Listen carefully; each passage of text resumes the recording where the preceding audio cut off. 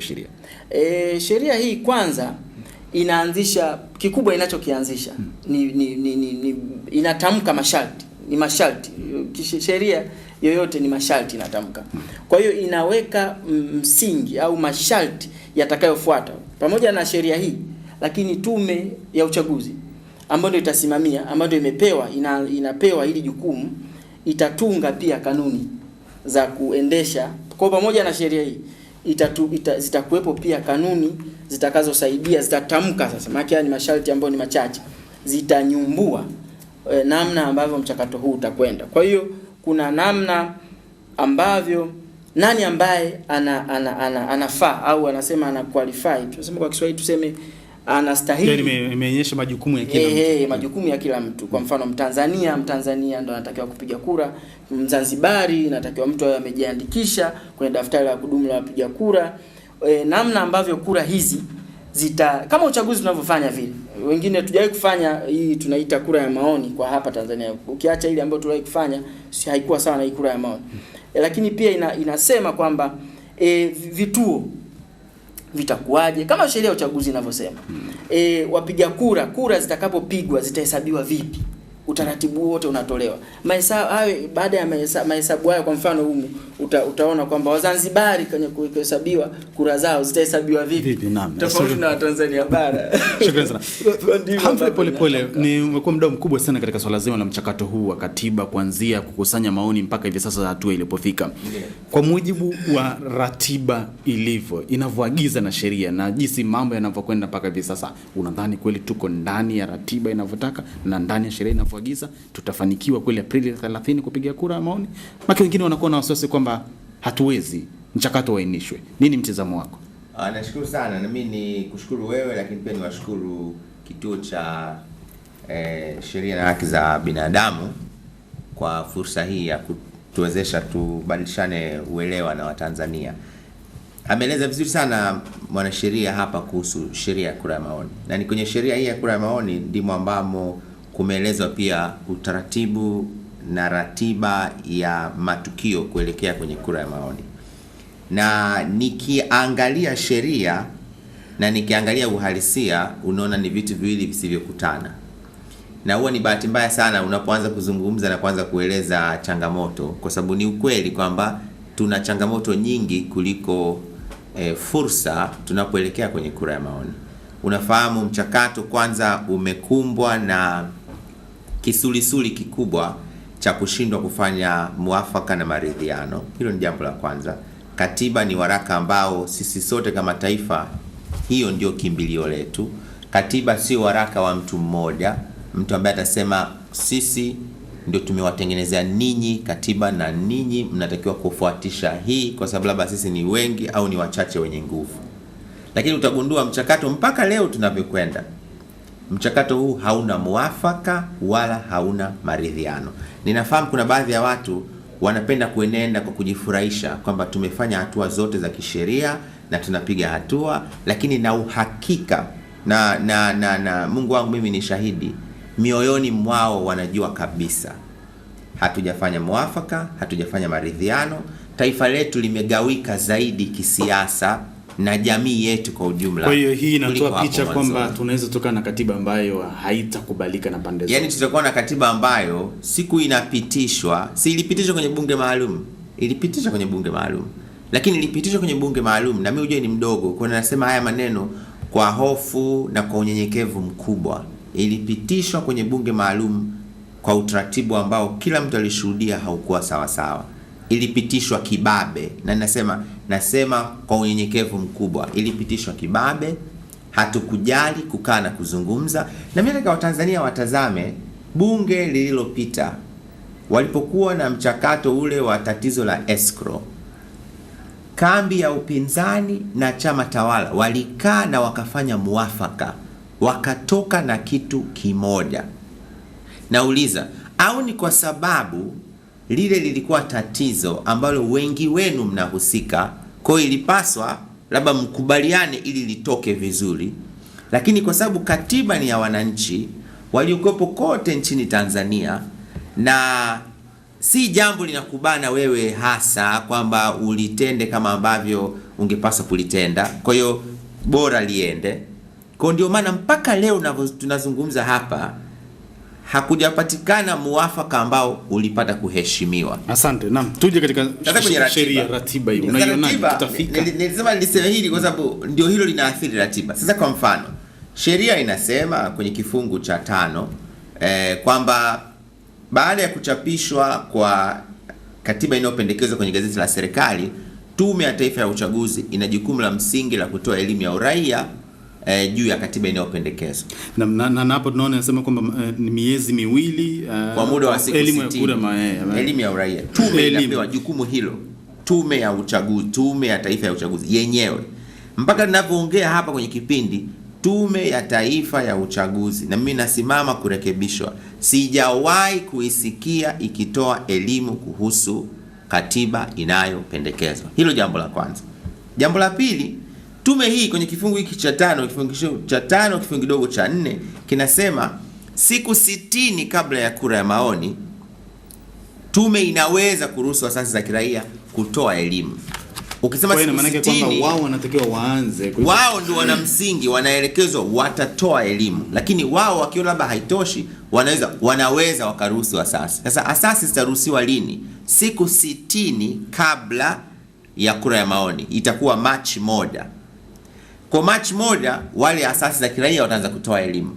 Lakini elimu ya mpiga kura au elimu ya uraia kwa katiba inayopendekezwa huwa inatolewa ili kuandaa wapiga kura kuielewa na kujishehenesha maarifa juu ya hiyo katiba inayopendekezwa, ili tarehe 30 Aprili ikifika waweze kufanya uamuzi sahihi wa kuiandika katiba yao.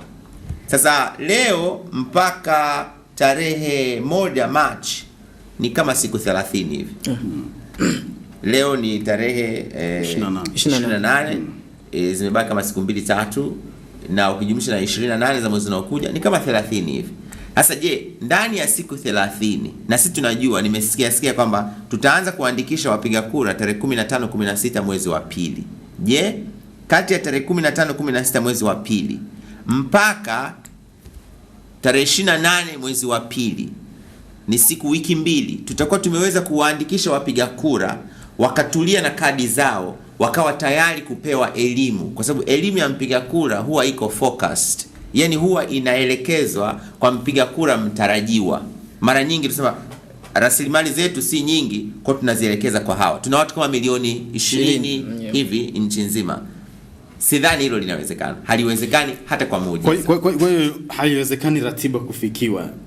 Wasiwasi wako nadhani tungekwenda vipi ili tuweze kufanikiwa? Yaani mimi liko wazi tu ni hivi jamani, huu mchakato tumejikwaa pahala. Tunapaswa kwenda kutatua sababu zilizofanya tujikwae, halafu tuendelee sawa sawa. Mpaka tunavyoongea leo hakuna mtu aliyejitahidi kufanya tujikwamue kutoka kwenye kujikwaa kwetu kama Mheshimiwa Rais. Lakini hata pale yeye aliposhiriki mara ya mwisho na TCD, maamuzi yao hayajafanywa kazi mpaka tunavyozungumza leo. Sasa kibaya zaidi ni kwamba kama tukifuata kama sheria inavyotaka, una siku 60 za asasi za kiraia kutoa elimu, una siku 30 za kupiga kampeni. Na inapendeza zaidi, na hapa sheria ya kujipambanua sawa sawa. Kampeni huwa ni muda ambao mtu ashaelimishwa, sasa anawasikiliza ninyi, anayesema ndio, anayesema hapana.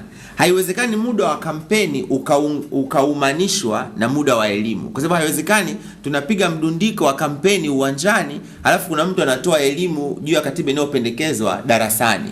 Elimu hiyo itavurugika. Kwa ukisema hivyo tu, una siku 90 za elimu kwa sasa za kiraia kwa mujibu wa sheria, jumlisha siku 30 kwa kampeni. Na hata tukisema watume wajitahidi namna gani, kama wataanza kuandikisha tarehe 15 16 Februari, wanahitaji angalau miezi 2. Na ninasema kwa uzoefu, mimi nilipata bahati, na mshukuru Mungu na mshukuru Mheshimiwa Rais kuwa kwenye tume ya mabadiliko ya katiba, kuzunguka vijiji vyote, na kwa wingi tuliokuwepo tume wanahitaji angalau miezi 2 kufika, kuhamasisha na watu kuja kujiandikisha. hiyo inawapeleka mwishoni mwa mwezi wa 4. Mwishoni wa mwezi wa 4 ndio wamalize zoezi. Na hiyo mwishoni wa mwezi wa 4 itakuwa wanasema grace period, yani kile kipindi ambacho pia ni cha bahati kwa wale vijana wetu waliotimiza miaka 18 mpaka mwishoni wa mwezi wa 4, ili na wao wapate fursa ya kuandikishwa, kwa sababu hatutakuwa na muda mwingine wa kuwaandikisha wapiga kura watakaokuwa miaka 18 mwezi Mei, watakaokuwa miaka 18 mwezi June. Kwa mwezi wa 4 ndio itakuwa cut off muda, yani muda ule wa mwishoni kabisa kuwaandikisha. Kama itakuwa hivyo, manake elimu ya asasi za kiraia sasa inatakiwa ianze baada ya kuwa wamaliza kuwaandikisha, na tume nayo itakuwa vema zaidi ikiwa imewaandikisha watu halafu ikawapa elimu. Tunazungumzia sasa ile miezi miwili, unahesabu mwezi wa 5, mwezi wa 6 elimu, mwezi wa 7 campaign, mwezi wa 8 mwanzoni tarehe yoyote tunapiga kura ya maoni. Kwa ratiba hiyo haiwezekani, kwa sababu tuna uchaguzi mkuu tayari unakuja. Naam. Na kwa kujilazimisha mpaka tarehe 30 ndio tunaishia pale pale, tunakwenda kinyume na sheria, kwa sababu ratiba haiko hivyo. Kuna majukumu hayajafanyika mpaka sasa. Mwanasheria, ratiba, pendekezo la Polepole umelisikia. Sheria inaelekeza mambo mengine kabisa. Je, nini kinaweza kikafanyika sasa hivi hapa? Nani mwenye jukumu hili la kuliokoa? Ni bado rais ambaye ana jukumu la kuokoa? Hapo kama naona mchakato kweli hautatekelezeka kwa mujibu wa jinsi hali inavyobaki. Ni uhalisia, yani hakuna ubishi kwamba mchakato huu hautekelezeki kwa sasa. Na hata mkirudi nyuma, tusisahau vitu vingi. Hata Mheshimiwa Rais alipokutana na wajumbe wa vyama wa umoja wa vyama vya siasa, walifikia mwafaka huo. Ni bahati mbaya sana kwamba hatimaye maafikiano yale ndio yamepuuzwa, yanalazimisha wengine, hata wengine kukataa kuendelea na mchakato huu, vyama vya upinzani kuendelea na mchakato huu wa kura ya maoni. Lakini pia kuna kitu ambacho hapa tunakosea. Ni vigumu sana kuvioanisha vitu viwili vikubwa ambavyo vinatumia rasilimali kubwa, vinahitaji maamuzi ya watu wengi, vinafanana lakini vinatofautiana kwa namna yake. Na maanisha uchaguzi mkuu wa urais na kura ya maamuzi. Ni vitu ambavyo vinaendana, lakini ni vikubwa sana. Haviwezi kubebwa na taifa kwa wakati mmoja. Na ndio maana hata bunge la katiba walikuwa wanakimbiza ili waweze kuwahi. Sasa kikubwa kinachosababisha haya yote ni nini? Lazima Watanzania waelewe. Siasa. Ni vema Watanzania wajue. Purukushani zote hizi, kimbiza yote hii, kuna watu wachache sana ambao wanataka kutimiza lengo lao la kisiasa. Na nafasi ya mwananchi sasa kuweza kuona haya malengo ya kisiasa ambayo hayana manufaa kwao, wanayazuia. Anaweza kufanya nini? Kikubwa ambacho anaweza kufanya sasa hivi, mimi nadhani wananchi ni kwanza kujielimisha, kujua, kusikiliza tu, kujua. Kwa sababu ni rahisi sana, unaona hivyo tunavyoongea hivi. Kuna wengine nchi nzima, hao wenye nia mbaya, wanazunguka kila sehemu, kila redio ya kijamii, kila makundi ya kijamii, sio ya kisiasa, sio ya dini, yoyote, michezo, wasanii, wanazunguka kote huko na wameandaa pesa kubwa sana ambayo ni ya umma pia, kuweza kuwashawishi wananchi pasipokuwa na ufahamu. Kwa hiyo wanazunguka huko, tayari wanazunguka kuwashawishi wananchi. Kwa hiyo kikubwa kuwashawishi kwamba mchakato huu wa katiba umeenda vizuri. Kwa sababu kiukweli mwafaka, hii rasimu ya hii katiba inayopendekezwa haina mwafaka, haikufaa hata kwenda kupigiwa kura, kusema ukweli. Kwa sababu anaipigia kura nani na nani wanaipigia kura? Kwa sababu ilipitishwa na kundi moja wapo tu. Asante. Sasa hivi bunge linaendelea kule mjini Dodoma. Je, lina nafasi kisheria kuamua kufanya mabadiliko ya hii sheria? Endapo watapeleka hoja binafsi, kuna hoja watu wamepeleka hoja binafsi, lakini wanaweza wakapeleka mswada, labda kukawa na dharura. Lakini kikubwa ni rais. Rais ana uwezo wa kusitisha sasa, kama alivyotoa tamko. Ametoa tamko, yeye ndo aliyeanzisha hii kura ya maoni. Ametamka kwamba tarehe 30 na alitamkia nje ya nchi. akiwa huko nchi za mbali. Ametamka na lipo hapa tamko ambalo amelitoa kwa mujibu wa kisheria kabisa. Kwa hiyo Mheshimiwa Rais yeye mwenyewe ana uwezo tena wa kuissue government notice au taarifa kwa wananchi kwamba ninasitisha mpaka hapo kama walivyokuwa wamekubaliana kabla. Lakini kitu kingine naomba kuongea hapa. Sheria hii inaleta mgongano mkubwa sana wa kisheria nchini.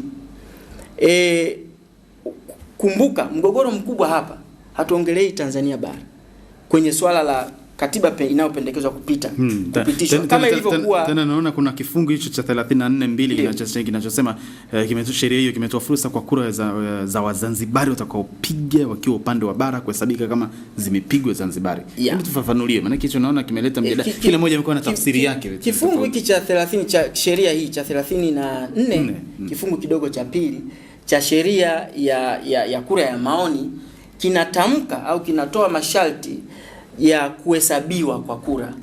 Unajua ni ndio maana nilikuwa natolea mfano kama uchaguzi tu. Kwa hiyo kutakuwa na kura za ndio na kura za hapana. Kwa hiyo yenyewe na kuna upande mbili hapa. Kuna huku Tanzania bara lakini pia kuna Zanzibar. Kumbuka Zanzibar ndio kwenye mgogoro mpaka sasa. Watanzania wengi Tanzania bara hatujitambui, hilo lazima tukubali, na ndio maana tunasema watafute hii elimu kwa sababu huu ni wakati ambao wanafanya maamuzi ya vizazi miaka 100 ijayo. Wazanzibari kwa jinsi walivyo, kama ulivyoona kwenye bunge la katiba ilivyokuwa utata kupata 2/3 mpaka leo 2/3 haikupatikana kwenye bunge la katiba.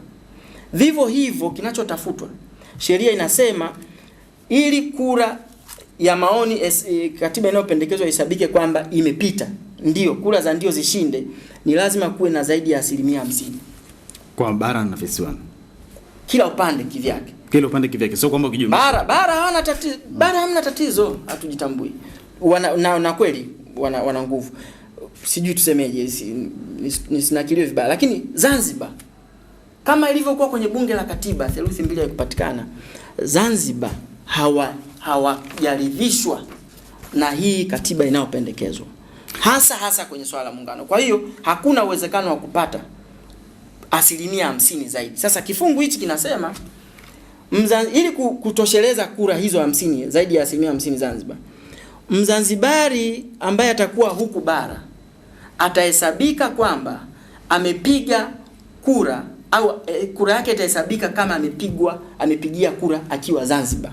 Lakini sasa kama ni hivyo, lakini sheria ya kura ya Zanzibar ya mwaka 2010 pia inamtambua Mzanzibari lazima awe ni mkazi na aliyesajiliwa kwenye daftari la kudumu. Huo ndio utata. Sasa huoni kama itakuwa na huo ndio utata, ndio mgongano mkubwa kwamba kabla ya hapa ili uweze kupiga kura Zanzibar ulikuwa ni lazima wanapunguza tukadiri miaka inavyoenda, wanafanya mabadiliko ya sheria yao, lakini kwa sasa itakiwa mtu ili uweze kupiga kura lazima uwe na miaka 3 umekaa Zanzibar.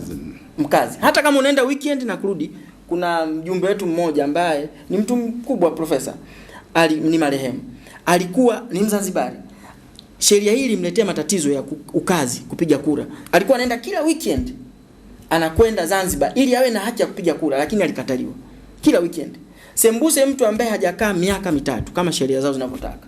Kwa hiyo sheria zao sheria ya Zanzibar wenzetu inataka mkazi, ili uwe tu mkazi, ili uweze kupiga kura uwe na kitambulisho cha ukazi na upige kura hata ya maoni hii, kwa sababu 2010 walifanya pia kura ya maoni, lazima uwe umekaa miaka 3. Sasa madhara yake ni nini? Wazanzibari siku zote wanadai hapa na hata mchakato kwamba kujitambua kwao kama taifa kumemegwa, na kuna megwa na hii Tanganyika, kuna mezwa na muungano. Kwa kuwadhulumu kwa mtindo huu wa kifungu hichi, Wazanzibari wanaweza wasielewe haraka, lakini hii inadhoofisha, Wazanzibari waelewe, inadhoofisha utaifa, tunaita sovereignty, inadhoofisha utaifa wa Zanzibar. Ni dharau kubwa kwa Wazanzibari kuambia kwamba kuwalazimisha kufanya maamuzi, kupitisha maamuzi ambayo wao wenyewe hawajaridhia toka mwanzo. Kumbuka mswada, unakumbuka wa sheria ya mabadiliko ya katiba mwaka 2011 uliwahi kuchanwa. Kumbuka kwenye bunge la katiba ilivyoleta shida. Kwa hiyo mpaka hapa Wazanzibari wanaburuzu. Asante sana. Pole. Ndio. Hili wewe unalionaje ile kwamba niongeze hapa Mimi nizungumze kwa lugha ya mwananchi wa kawaida. Tumekuwa tuna tatizo kwenye chaguzi zetu hasa za Zanzibar. Malalamiko mengi ambayo vyama vya upinzani vimekuwa vikitoa ni kwamba huwa tuna watu kutoka Tanzania bara wanakwenda kufanya kazi ya kusaidia kuongeza kura Zanzibar. Hiki kitendo kimekataliwa wakati wote na hata sisi hatukiungi mkono.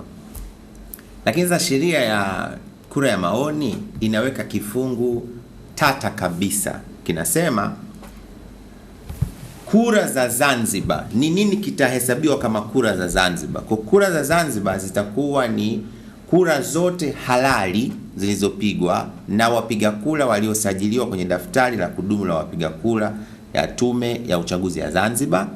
Hao wanajulikana ndio hao ambao mwanasheria ameeleza kwa mujibu wa sheria sifa zao lazima uwe Mzanzibari mkaazi na huenda una kitambulisho pia. Kwa ukaazi ni sifa ya msingi kabisa miaka hiyo aliyoeleza.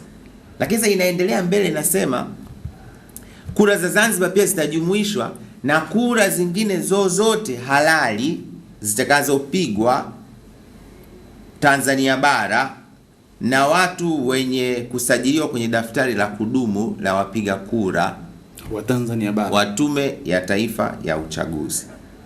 Sina hakika wakati bunge linatunga sheria hii, kifungu hiki, maana juzi tunasikia maneno, lakini sina hakika walikuwa wanajaribu kusema nini, kwa sababu haiwezekani na hata kiutendaji ni ngumu sana kutekeleza. Kwa sababu gani? Itakubidi uwe na maboksi sijui mawili, yani uwe na maboksi mawili sema ya kupiga kura. Kwa hiyo mtu akija huyu ana kadi ya kupiga kura, sasa ukiwa una kadi ya kupiga kura, wewe ni Mtanzania na unapiga kura kwenye kituo chako ambacho tunakutambua, utapiga kura kwenye boksi la kwanza. Atakuja mtu mwingine atasema mimi ni Mzanzibari, lakini ana kadi ya kupata kupiga kura kutoka Tume ya Taifa ya Uchaguzi. Kwanza anataka kura yangu ihesabiwe katika kura za wapi? Za Zanzibar. Tutamtambua vipi kwamba huyu ni Mzanzibari? Jambo la kwanza, sheria haijajipambanua. Je, atatuonyesha kitambulisho? Kama atatuonyesha kitambulisho, tunapiga kura ya maoni, huyu kituo ni Simiyu, ni Namtumbo, ni Geita, ni Kahama huko. Je, tutakuwa na maafisa wa Tume ya Uchaguzi ya Zanzibar kwenye kila kituo cha Tanzania bara kuweza kuthibitisha kwamba huyu ni Mzanzibari? Utafanya nini? Unajua, kwa haraka haraka watu wale wasioijua Zanzibar kutoka bara watafikiri atakayevaa baragashia kofia ile huyu anatoka Zanzibar. Ni makosa. Labda atakuja mtu kusema yahe ahlan wa sahlan, unajua huyu Mzanzibar. Ni makosa. Sasa sheria haijajipambanua vizuri kueleza, isije ikatumika kinyume na inavyotakiwa, kwa sababu itatuletea matatizo makubwa. Utakuja kujikuta orodha ya waliopiga kura Zanzibar ni ndogo sana kuliko waliopiga kura kutoka Tanzania bara. Nini itakuwa hiyo? Ndipo watasema sasa Watanzania bara wametupigia kura za ndio au za hapana kwa katiba mpya kama Wazanzibari, ambayo inaweza kaleta tena tafaruku zaidi kubwa kabisa. Mtazamaji, na utachangia zaidi. Mtazamaji, kumbuka tunaitazama tu katiba pendekezwa tunapoelekea katika mchakato wa kura ya maoni. Sasa ni ruhusu simu nawe mtazamaji, kama utakuwa na maoni, ushauri au swali lolote basi katika kile ambacho tumekijadili, tupigie simu kwa namba ambazo zitaanza kuonekana katika runinga yako. Usisahau, nikisikia tu nimepokea simu yako basi usisahau kupunguza sauti za television ili tuweze kusikilizana vizuri kabisa. Tupokee simu 2-3 hivi afikisha tutaendelea na mjadala wetu. Hello. Hello. Njema kabisa. Ni ndugu nani unapiga simu kutoka wapi? Naitwa Salumu Shanga, napatikana Kisutumbi, Mtwara. Karibu sana bwana Salumu. Asante sana. Mimi ningependa kidogo kupata ufafanuzi kuhusu hili swala la Wazanzibari wananchi bara kupiga kura hapa. Ufafanuzi leo kazi hapa, hao Wazanzibari kuwe kwao ili wapate haki ya kupiga kura, kwa lazima ukae pale miaka mitatu. Halafu na hata hicho kitambulisho chenyewe cha kupiga kura kule kinakuwa ni muda wa miaka mitatu.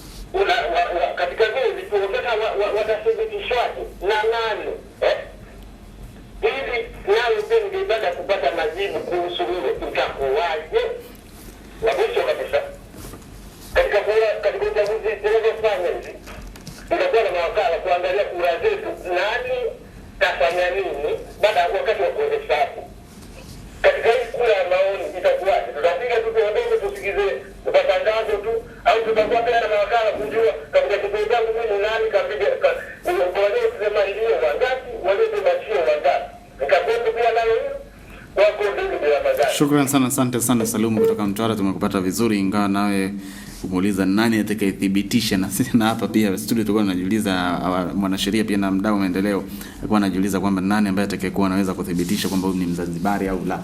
Hiyo bado imebaki ni changamoto, lakini watakufafanulia zaidi. Hello. Halo. Karibu sana mtazamaji, ni ndugu nani, unapiga simu toka wapi? Napiga simu kwanza, nazungumza na Mwalimu Kennedy Mpemba, napiga simu ikiwa Kagongwa, Kahama, mji wa dhahabu hapa. Naam, karibu sana kutoka Kahama. Ni kwamba tu nianze kwa kusema kwamba kwanza ni jambo la msingi kuweza kumpongeza Mheshimiwa Rais wa Jamhuri ya Muungano wa Tanzania, Mheshimiwa Rais Jakaya Mrisho Kikwete, kwa kutoa fursa kwa Watanzania kuweza kuchangia maoni kwenye ile rasimu ya kwanza ili kuweza kupata katiba mpya. Hilo ni jambo la msingi, ni jambo la kujipongeza, lakini vile vile lazima tujipongeze Watanzania kwa kuweza kuchangia maoni kama ilivyotakiwa kupitia kamati iliyokuwa ikiongozwa na Mheshimiwa Jaji Warioba.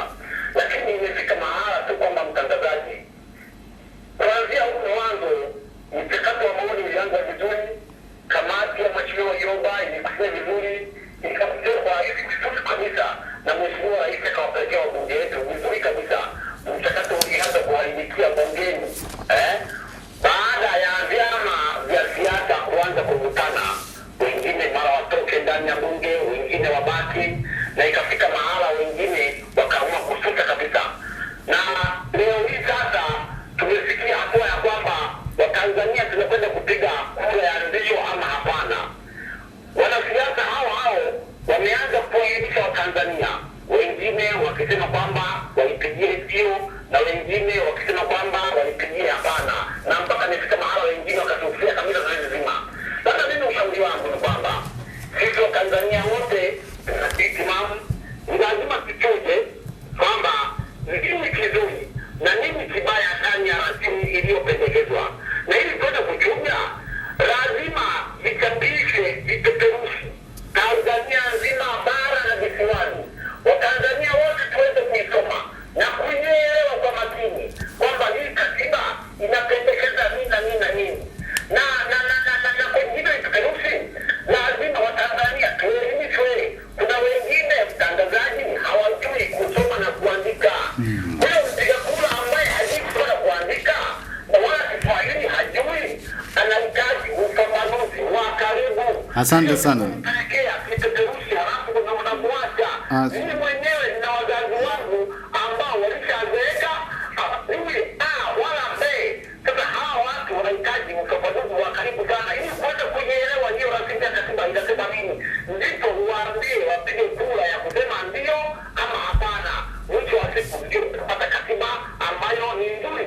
Lakini Shukrani sana ndugu yangu Bwana Kennedy. Naam, tuchangie kwa kifupi ili tuweze kutoa nafasi kwa watu wengine, kwa sababu na muda na wenyewe unakwenda sana. Bwana Kennedy, pole sana nimekukata kwa sababu naona unatiririka tu. Sasa unachukua nafasi za watu wengine. Hello. Hello. Njema kabisa mtazamaji, karibu sana. Ni ndugu nani, unapiga simu toka wapi, na tupate maoni yako kwa kifupi kabisa ili tutoe nafasi kwa wengine. Naam, kutoka Sengerema, karibu sana.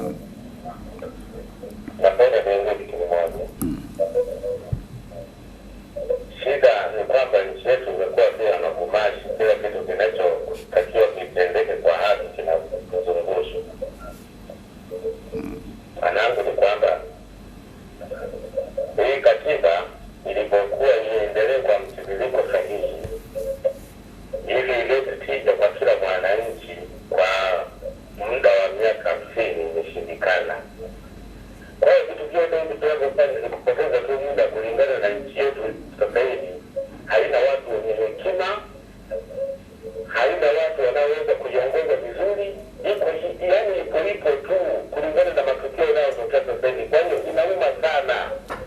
Kwa hiyo nilichokuwa naomba na kupendekeza ni kwamba yaani sasa hivi haitakiwi iwepo fair play. Napomaanisha fair play ni maana kwamba haitakiwi kwamba kwa mfano mazungumzo kama hayo ni kama kupoteza tu muda, hakuna kinachoendelea. Asante sana. Asante sana, lakini sasa tusiwe taifa la watu wa kulalamika, lazima tuje na suluhisho na mapendekezo ya nini tujikwamue. Sasa ukikata tamaa mapema tena, nani ambaye atakaweza kututoa hapa? Tusitarajie kwamba tunaweza kupata nguvu toka nje au watu toka nje waje watutatulie katika yale mambo ambayo tunaweza tukajadili wenyewe. Tusilalamike, tuje na suluhisho. Shukrani sana mtazamaji wetu kwa maoni yako kutoka Sengerema. Sawa, tumeyasikia. Hello. Hello. Hey, karibu sana mtazamaji. Ni ndugu nani kutoka? Tunakusikia. Ni unapiga simu toka wapi? Ngoja nikukate tu, natumai tuweze kusikilizana ili tupate mwingine. Hello. Hello. Huyu naye aongee tupate tuje mwingine. Hello.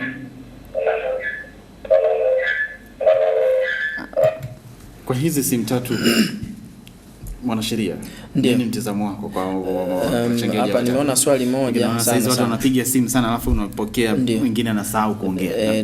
Niongee haraka haraka kwa sababu kuna ufafanuzi mwingine. Nimeona swali moja hapa sana kwamba kutakuwa na mawakala sasa kuna kwenye huyu ameuliza utaratibu wa kusimamia kura utakuwaje. Sheria hii inasema kwa habari ya kuunda kambi mbili katika kampeni. Ameongelea hapa kuna miezi miwili ya kutoa elimu, lakini kuna mwezi mmoja wa kufanya kampeni. Unaweza kuwa unajiuliza hizi kampeni hizi zikoje? Kwenye kifungu cha 12 kama thizani cha sheria hii cha 12 inaanzisha kamati katika za kitaifa mbili, kamati ya hapana na kamati ya ndio. Lakini pia katika tunasema katika majimbo upatikanaji wa hizo kamati, sifa za wajumbe wa kamati ni zipi? Sheria imeinisha kwa kiasi kikubwa hajawekwa. Kwa nini? Kwa sababu wanatarajia ndio hayo. Kuna baadhi ya masharti yamewekwa, lakini masharti mengine ya msingi hajawekwa. Imewekwa kimtego kwamba hata kwa mfano kuomba ili upate kama asasi za kiraia, ni makundi mbalimbali yanaruhusiwa. Vyama vya siasa, asasi za kiraia wanaruhusiwa kuomba kwenda kwenye upande mmoja wapo wa hapana au ndio. Sababu kwa mfano za kukataliwa, kwa mfano tu kukataliwa kutokuwa upande mmoja wapo, kukataliwa unaambiwa zitatolewa, haziweki kwenye sheria, unaambiwa zitatolewa baada ya maombi yako kutathminiwa. Sasa ukiniacha mimi nilete kwanza maombi alafu baadaye ndio uniambie ulikosea, yani maombi yako yamefeli, ulikosea kwa sababu unaniandikia kwenye barua kwa sababu hizi na hizi na hizi na hizi, kwa hiyo tunakushukuru kwa kujaribu kuomba. Hiyo ni tatizo kubwa. Kwa hiyo ndio baadhi ya mambo mapungufu ya hii. Kwa hiyo kutakuwa na hizo kambi mbili katika kitaifa na kambi zingine zitakuwepo katika majimbo mbili hivyo hapana na ndio. Kwa hiyo wale wa kambi zile wataandaa utaratibu wa kusimamia uhesabuji katika vituo kama vyama vya siasa vinavyofanya kwenye uchaguzi. Wataweka wakala wao wa namna ambavyo kura zao zinahesabiwa. Sasa ndio hiyo inakuja swala pia hata ile la Zanzibar, kwamba itabidi kuwe na wakala wa Zanzibar kule na wenyewe walete wawe wanaangalia pale. Kwa hiyo itakuwa ni shida sana mkanganyiko. Lakini niende kwenye baadhi ya mambo mengine. Kwenye muda kama alivyoongelea kaka Humphrey, kwenye muda kutosha. Muda ni finyu. Tunaangalia tu katika muda wa kuhesabu miezi, lakini hatuangalii jinsi ambavyo tunakiuka katiba hata ya nchi. Kwamba kifungu cha 18 cha katiba ya sasa na cha 21 kifungu kidogo cha pili vinampa Mtanzania uhuru wa kujieleza na kutoa maoni yake. Lakini cha 21 kinampa uhuru wa kuamua. Kwa kumwekea muda kimbiza hivi Mtanzania, haumpi haki, unamnyima haki yake ya kuamua masuala ya msingi. Awe ni Mzanzibari, awe ni huku Tanzania bara. Kwa hiyo mpaka sasa haki za kikatiba zinakiukwa. Lakini mgongano mwingine, ukisoma ibara ya 132 ya katiba ya Zanzibar, inalazimisha sheria yoyote ikiwa ya muungano imepitishwa kwenye bunge la Jamhuri ya Muungano ili iweze kutumika Zanzibar, ni lazima ipitishwe na Baraza la Kisha Zanzibar. Mpaka saa hizi naweza nikakwambia Bwana Humphrey, Baraza la Wawakilishi Zanzibar limeshakutana mpaka sasa toka katiba ilipo hii sheria ilipo. Kwa hiyo sheria bado haijapitishwa sana. Ninaweza nikasema kwa sababu sheria hii tumeijua jana tu, sio? Inawezekana hii sheria toka ilivyosainiwa Januari 3, 2014 mpaka sasa Baraza la Kisha Zanzibar lijakaa. Ndio linaenda kukaa. Sijui kama imeshapitishwa kuwa sheria halali Zanzibar. Ikipitishwa, katika kupitishwa kwake italeta utata. Polepole nini mtazamo wako katika hili? labda mimi niendelee na hili la sheria kupitisha. Ni kweli kile kifungu cha 132 cha katiba ya Zanzibar kinataka sheria yote ya kimuungano lazima kwanza ipelekwe kwenye baraza la wawakilishi. Na mpaka sasa hivi hatuna uhakika kama hili takwa hilo limeshatimizwa. Kama limetimizwa basi ni jambo jema, kama halijatimizwa basi ni kikwazo kingine. Na hii ni kulingana na ule mgongano wa kikatiba kati ya katiba ya Jamhuri ya Muungano na katiba ya Zanzibar. Lakini nikiongeza pia tuna tatizo lingine kubwa zaidi. Kwa mfano, si unajua umesikia UKAWA wamesusia. Lakini hii mimi nimekuwa nikirudia kusema hivi, haya ni matokeo. Walishaondoka kwenye bunge maalum. Kumekuwa kuna jitihada za kusema waongee. Uongozi wa bunge hawa ni waseme tu moja kwa moja, hawakufanya kazi nzuri ya kufanya wazungumze. Baada ya hapo ikaja mchakato wa msajili wa vyama vya siasa. Alikuwa na nia njema. Bahati mbaya hakufanikiwa. Ilikuwa uje mchakato wa viongozi wa dini, hawakupiga hatua sana. Nafikiri bado wanaendelea kujipanga. Wakapitia huko kwenye baraza la vyama, wakazungumza na Mheshimiwa Rais akawaasa sana, hawakufanikiwa. Mwishoni tunakwenda awamu ya pili ya kikao cha bunge maalum mwezi Oktoba, ndio inakuja sasa majadiliano ya Mheshimiwa Rais na TCD.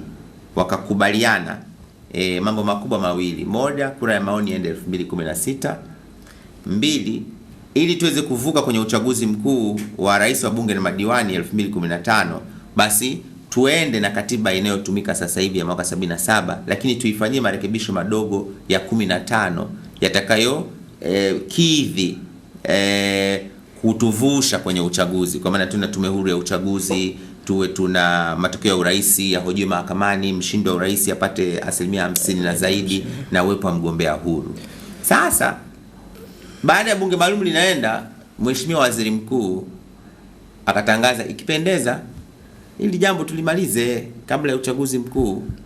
Lakini kipindi hicho Mheshimiwa Rais tayari alikuwa ameshakuwa na ule mchakato wake na TCD. Lakini nafikiri tulichukua ile kauli nyingine, kwa tunaipata sasa kabla ya uchaguzi mkuu. Lakini hauwezi kupata katiba inayopendekezwa na ikatumika kwenye uchaguzi mkuu kwa ratiba nilivyokueleza. Hilo ni jambo la kwanza. Kwamba tume haijatoa elimu, hata asasi za kiraia zikitoa elimu, muda hautoshi, hatujaandikishwa, na si vema kulikimbiza zoezi la kuandikisha watu. Tume haijapokea vifaa, nafikiri mpaka sasa hivi vyote timilifu, haijavipeleka kote nchini Tanzania kwa ajili ya kwanza kuwaandikisha watu wote milioni 20. Kwa hiyo linakuwa gumu. Sasa mbadala wake ulikuwa nini? Mbadala wake ulikuwa tume kura ya maoni iende 2016. Halafu tufanye marekebisho ya katiba inayotumika sasa hivi. Lakini hata kusema leo hii tufanye katiba inayotumika sasa hivi, huo muda pia ni changamoto. Yani kufanya marekebisho, yani kufanya marekebisho ya katiba inayotumika sasa hivi, itabidi unjue huwa si afya kwenye sheria, mwanasheria iko hapa, kurekebisha katiba kwa hati ya dharura. Yani mchakato wa kurekebisha katiba unapaswa uwe shirikishi kwanza kwenye ngazi ya serikali, kwenye ngazi ya kamati ya bunge, kwenye ngazi ya bunge na wananchi kwa ujumla. Kikao kimoja turudi tena tuone, kikao cha pili turudi tena. Hii kikao, unajua kikao kinaenda kinaunganisha mambo yote.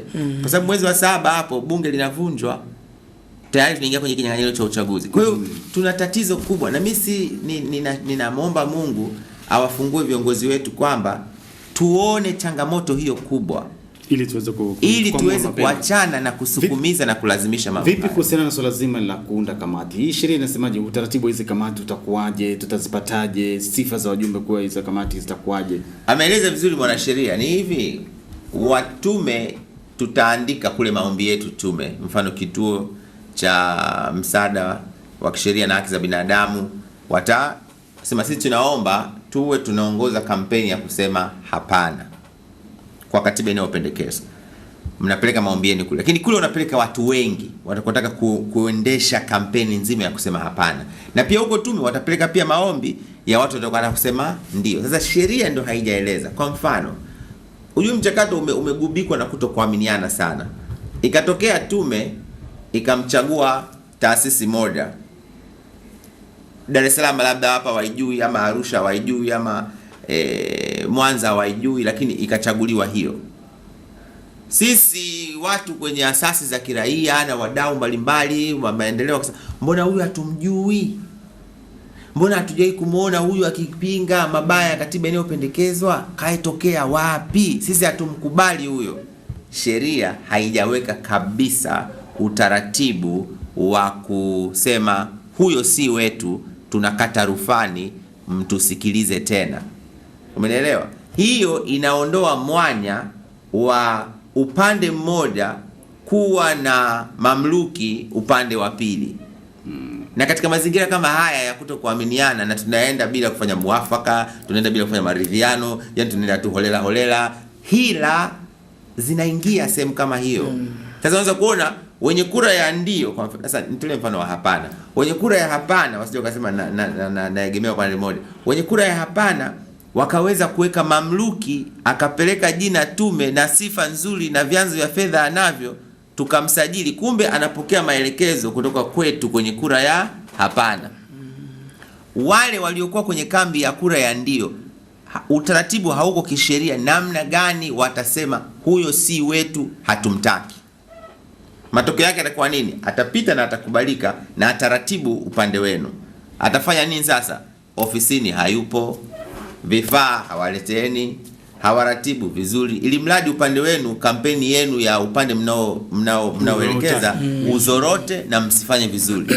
Huku wenzenu wanafanya kwa kiasi kikubwa kabisa. Sasa sheria ikiwa ina mamianya kama hayo, unaacha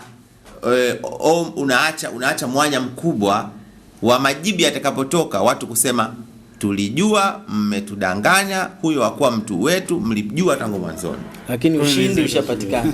Tunaanza sifuri tena kubishia matokeo ya kura ya maoni. Sheria inasema vipi iwapo kama katiba itakuwa kura za hapana zimeshinda? Ndapo kura za hapana zitashinda, ni kwamba siku 60 uchaguzi kuna siku 60, lakini hizo siku 60 ni kwamba kampeni kuna hoja hapo. Sheria hii inaeleza kwamba katika siku 60 hizo sheria inatumia lugha mbaya sana. Inasema tume tena inaweza kuruhusu katika zile siku 60. Inaweza kuruhusu asasi za kiraia zitoe elimu. Inaweza kuruhusu. Kwa hiyo inawezekana isiruhusu. Lakini ukihesabu sheria inapoongelea masuala ya kukata rufaa, kwa sababu kuna kukata rufaa hujalizika na matokeo, unakata rufaa. Ukihesabu siku za kuweza kimahakama, kimchakato wa kisheria mahakamani, ukihesabu siku unazoweza kukata rufaa kisheria, ni siku hazipungia 45. Siku 60 ndio unaambiwa utakata rufaa. Je, siku 60 unaambiwa utapiga kura, mtapiga tena kura ya kujiuliza upya. Katikati ya hizo siku 60, siku 45 unashughulikia rufaa, unabaki na siku 15. Hiyo mahakama mnaipa muda mfupi sana, lakini mnaweka tena utata mwingine kwamba kuna siku 45 mtu anataka akate rufaa, lakini pia baada ya ndani ya hizo siku 60, baada ya siku 15 uchaguzi unatakiwa urudiwe, kura inatakiwa irudiwe tena kwa sababu imeshindwa, kura ya hapana imeshinda. Wakati gani ambapo bunge la katiba inatakiwa liitishwe tena lijiulize wananchi kwa nini wamesema hapana ndani ya siku hizo 60. Wakati huo iratibiwe maoni. Hizi siku 60 ninatoa sheria inaagiza ni kwamba uchaguzi unarudiwa upya, lakini ni kampeni zinafanyika upya au bunge linaitishwa ili kufanya marekebisho tena upya, au ni sheria? Yani sasa sheria hii sasa inamaanisha sheria inasema, ameeleza vizuri sana kwanza huu utata wa muda. Lakini kubwa kwamba sheria imesema ukipiga kura ya hapana ikashinda, tuseme kura ya hapana ikatamalaki, maana yake sheria inasema huo sio mwisho wa mchakato. Na hii niweze kuambia Watanzania pia, sio kweli kwamba ukipiga kura ya hapana tunarudi kwenye katiba ya mwaka 77. Sio kweli. Ukipiga kura ya hapana, kifungu cha 35 kinasema tuna siku 60 ndio hizi za elimu, 1, 2, pia tumpe muda kwa mazingira yatakavyoruhusu. Inatumika lugha namna hiyo. Kwa mazingira yatakavyoruhusu tumpe muda Rais wa Jamhuri ya Muungano kushirikiana na Rais wa Zanzibar kuliitisha tena bunge maalum kuja kuzingatia maoni ya wananchi. Baada ya hapo tunakwenda kwenye duru ya pili ya kura ya maoni. Hilo bunge sheria inasema litakaa kwa siku ngapi? Ni ndani ya muda wa siku 60. Na unajua nini? Watu wanashindwa sana kwa mambo haya. Bunge hili hata lililopita halikutakiwa kuchukua muda mrefu. Kwa sababu gani? Kazi ilikuwa imeshafanywa. usanifu wa mchakato wetu ulikuwa umehakikisha kwamba bunge linakuja kufanya kazi kama ya kuridhia. Kazi ya kuridhia, wanaojua sheria watanielewa, sio kazi ya kuja kutunga. Na hapa niseme kwa unyenyekevu mkubwa, bunge letu maalum lilidhani lenyewe ndio linatunga katiba. Makosa makubwa. Wale walikuwa watungi katiba, wanatunga katiba wananchi waliotoa maoni, na wanatunga katiba wananchi watakokwenda kuiandika katiba kwa kuipigia kura ya maoni. Kwa hiyo baada ya kuwa wameikosa hiyo point, basi wakaanza wao kazi upya. Kwa hata hizi siku 60 utagundua usanifu unaonyesha kwamba wataletewa marekebisho. Jamani, tumefanya utafiti tena hapa, na kipindi hicho design ya mwanzoni ya sheria ya mabadiliko ya katiba ilikuwa tume inabakia mpaka mwisho. Kwa hiyo ilikuwa ingewasaidia kwa haraka kujua ni maeneo gani yametofautisha watu wakakataa na nini. Halafu Warioba, sheria ingekuwa ingebaki kama mwanzoni kabla haijarekebishwa mwishoni mwa mwaka 2013, angeipeleka tena kwenye bunge maalum na kuambia jamani, hii ndio proposal mpya, jadilini, mpitishe masharti. Kwa sasa hivi hali ilivyo, bunge likiitishwa, nani atakayekuwa amekuja na mapendekezo yake? Hakuna mtu. Watajadili yapi ndio hilo changamoto. Kwa sababu hata nani kwa sasa hivi, kwa sababu usitarajie eti katika zile siku 60 ndipo utakapowasikia wananchi pale, utawategesha uwasikie kwamba sasa wanasema hapana kwa sababu fulani. Hata saa hizi kuna wananchi wanaongea hapana, sawa, wanaisoma tuliopata bahati. Hapana, nani anasikiliza? Tume imevunjwa. Makosa makubwa. Tume itakiwa iwepo mpaka mwisho. Bunge na maana litaitishwa, litakapoitishwa ndio litaanza kujiuliza haya wananchi njooni, kama mambo yalivyofanyika kwenye bunge la katiba. Wamefanya makosa kuanza kuita tena makundi mbalimbali ya kijamii kutoa maoni. Ilikuwa ni kazi ya tume, haikuwa ya bunge. Labda kidogo juzi hapa kuna mheshimiwa mmoja, mimi namshukuru Mungu kweli, waheshimiwa wanapata fursa ya kwenda kupata busara zao. Akaniambia, sikiliza polepole, acha haya mambo, kama una marekebisho unavyoeleza vizuri yaandike, niletee mimi, nitayapeleka kwenye kamati ya katiba na sheria, hii ipite. Ikishapita maoni yako yatatumika kurekebisha. Nikamba, wazee ninyi wenyewe mmenifundisha mambo haya, hayo unayoyasema sio kweli. Asante sana. Kuna mtu mmoja alikuwa anapiga simu sana. Halo. Naam, nikupe upendeleo simu moja ya mwisho.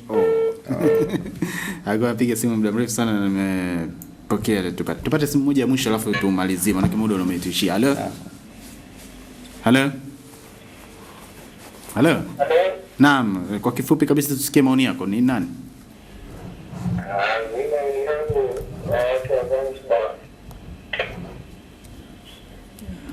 Halo. Naam, hayuko tayari. Naam, tumalizie tunapomalizia mjadala wetu wa leo. Nini maoni yako au? Mimi maoni yangu, kwanza wananchi wa Tanzania bara na Zanzibar wajielimishe vizuri. Sheria hii ina mapungufu makubwa sana. Na wakumbuke wanaamua maamuzi ya vizazi miaka 100 ijayo. Kwa hiyo waache ubinafsi, waache mambo ya vyama. Lakini mambo mawili haraka. Kwanza turudi mwanzo. Kwa nini tulianza huu mchakato? Mchakato huu ulianza kwa sababu wananchi kwenye katiba, hata sasa hivi tuliokuwa nayo katika vipindi vitano vya kutunga katiba zilizopita zilizonazo, hawakuwahi kushirikishwa. Hilo ndio la kwanza. Ni kosa hili tunaendelea kulinani. Lakini pia cha mwisho, nchi nyingine, uzoefu wa nchi nyingine unasemaje? Kwa mfano Kenya, pamoja na hali yao ya machafuko, walitumia kwa mfano mwaka mmoja, kwa mfano kutoka mwaka 2004 mpaka 2005 kujiandaa kwenye kura ya maoni hapo, kutoa elimu na nini. Lakini pia mwaka 2009 alivyoshindikana, walivyokuwa na tena rasimu nyingine, walitumia mwaka mmoja mpaka Agosti ndo wakapiga kura ya maamuzi.